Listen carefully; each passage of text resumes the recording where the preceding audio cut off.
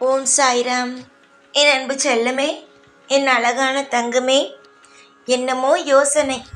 ஆனால் என்ன யோசிக்கிறோம், என்ன விஷயம் செய்கிறோம் அப்படிங்கிறது கூட தெரியல. நானும் உனக்கு அடிக்கடி சொல்வேன், என்ன விஷயம் அப்படிங்கிறத முதல்ல யோசி, அதுக்கப்புறம் கவலையாக உட்காரலான்னு. ஆனால் நீ கேட்குறியா? கேட்குறதே கிடையாது. சாய் என்ன சொல்கிறது, நம்ம என்ன கேட்குறது? இதுதான் உன்னுடைய வாழ்க்கையில். இந்த தப்பான விஷயத்த செய்யக்கூடாது. ஏதாவது உனக்கு ஒரு விஷயம் கவலைப்படுற மாதிரி இருந்துச்சு அப்படின்னா கவலைப்படு. அதை விட்டுட்டு என்ன விஷயம் கவலைப்படுறோன்னு தெரியாமல் கவலைப்படாத. ஒரு விஷயத்தை யோசிக்கிறதுக்கு முன்னாடி என்ன விஷயத்தை பற்றி யோசிக்கிறோங்கிறத கொஞ்சம் யோசியுங்க. ஆனால் இங்கே இருக்கிற சில பேர், முக்கால்வாசி பேருக்கு நம்ம என்ன விஷயத்தை பற்றி யோசிக்க போகிறோம், என்ன விஷயத்தை பற்றி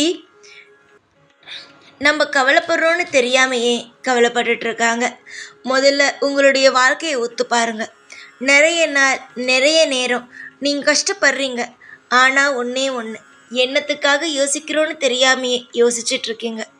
முடிஞ்ச வரைக்கும் மனசுக்குள்ள அமைதி அப்படிங்கிற ஒன்றை உருவாக்கிக்கோங்க. எல்லா நேரமும் வாழ்க்கையில் நிம்மதி அப்படிங்கிறது தானாக வரும். நீங்கள் எதிர்பார்க்குற ஒவ்வொன்றும் கூடிய சீக்கிரமாக உங்களுடைய வாழ்க்கையில் கொண்டு வந்து இந்த சாய் சேர்ப்பேன்.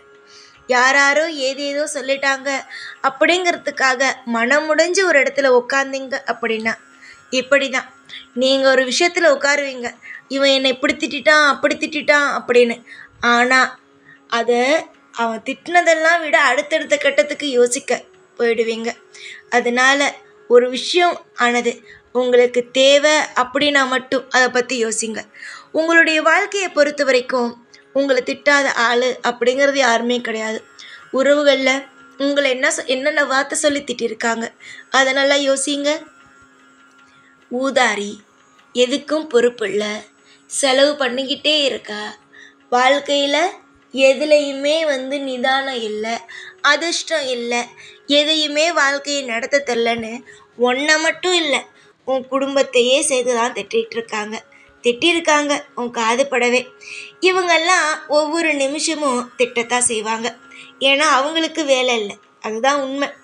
ஒரு குடும்பத்தில் என்ன நடக்குது ஏது நடக்குதுன்னு எதுவுமே தெரிஞ்சுக்க மாட்டாங்க. ஆனால் அந்த குடும்பத்தில் இருக்கிற நபர்களை மட்டும் குறை சொல்கிறதுக்கு வரிசை கட்டி வருவாங்க. அதுதான் உன் வாழ்க்கையில் நடக்குது.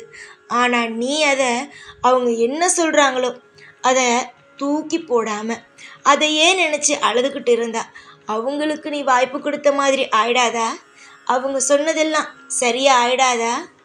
உன்னை முகத்துக்கு நேராகவோ இல்லை முதுகுக்கு பின்னோ யாராவது ஒருத்தவங்க உன்னை பார்த்து நீ எதுக்குமே லாய்க்கு இல்லை, நீ என்னத்துக்கு தான் இருக்கேன்னு கேட்குறாங்க அப்படின்னா நீ அவங்களுக்கு திரும்ப நின்று இதுதான் நான் செய்கிறேன், அதுதான் நான் செய்கிறேன் அப்படின்னு பதில் சொல்லணும் அப்படிங்கிற அவசியம் கிடையாது.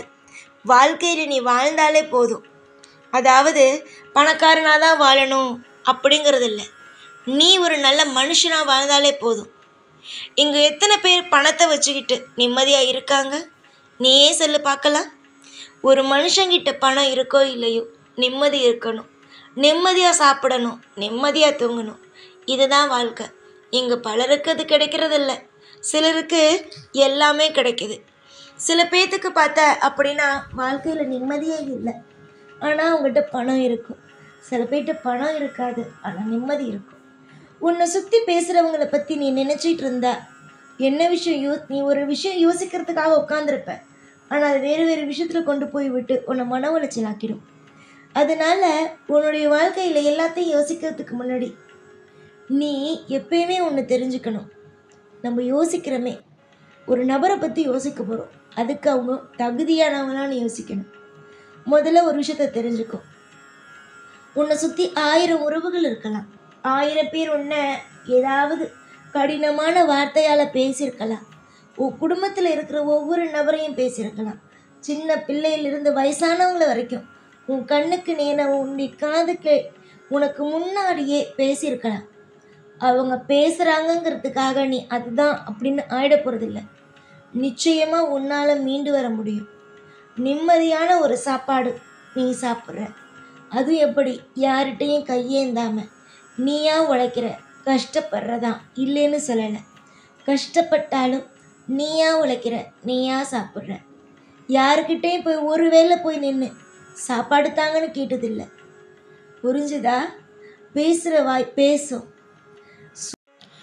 நீ எப்பயுமே ஒன்று தெரிஞ்சுக்கோ, சேத்துல கல்லை விட்டு அடித்தா திரும்ப கிடைக்க போகிறது உன்னுடைய முகத்தில் அந்த சேரு தான் வந்து விழும்.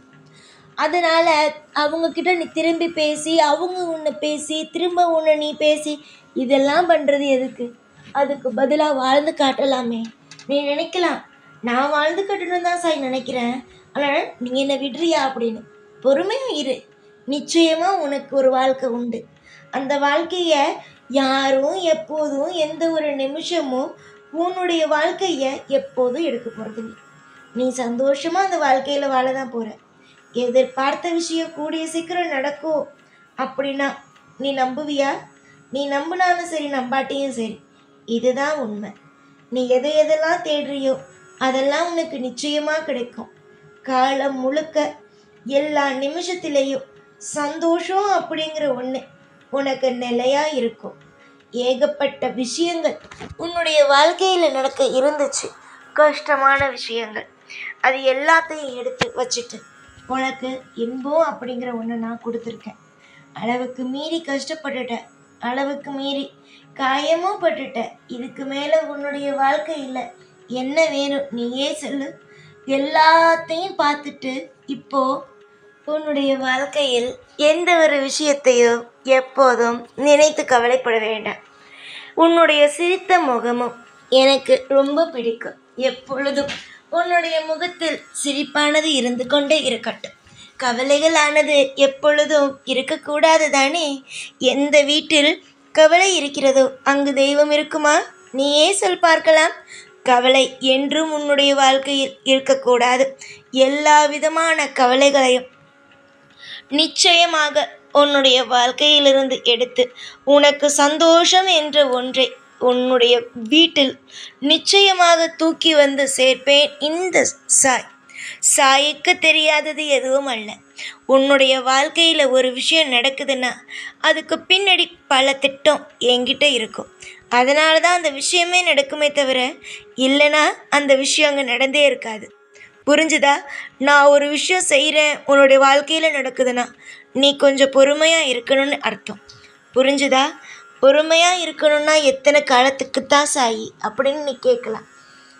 எத்தனையோ காலம் நீ இருந்துட்ட, இன்னும் ஓரிரு நாள் மட்டும் இரு. நிச்சயமாக பல மாற்றமும் பல திருப்பமும் உன்னால் நம்பவே முடியாத சந்தோஷமும் உனக்கு கிடைக்கும். இன்னைக்குன்னு இல்லை, என்னைக்கும் நான் உனக்கு துணையாக இருப்பேன். நீ பட்ட அத்தனை விதமான அசிங்கத்துக்கும் அத்தனை விதமான பயமும் அத்தனை விதமான தயக்கமும் எல்லாம் இனிமே உடஞ்சி போய் உன்னுடைய வாழ்க்கையில் உனக்குன்னு ஒரு அங்கீகாரமும் உனக்குன்னு எல்லாமே தானாகவே கிடைக்க ஆரம்பிக்கும். இனிமே நீ எதையும் தேடி போகணும் அப்படின்னு அவசியம் இல்லை. இனிமே எல்லாம் உன்னை தேடி தானாகவே வரும். யாருக்கும் எப்பயும் நீ அடிமைன்னு என்பது கிடையாது. அடிமை அப்படின்னு யாராவது உன்னை வச்சு ஏதாவது நீ இப்படிப்பட்டவ தானே, அப்படிப்பட்டவ தானே, எனக்கு இதை செஞ்சு கொடு அதை செஞ்சு கொடுனா, எப்பயுமே நான் யாருக்கும் அடிமை இல்லைன்னு சொல்லிட்டு வா.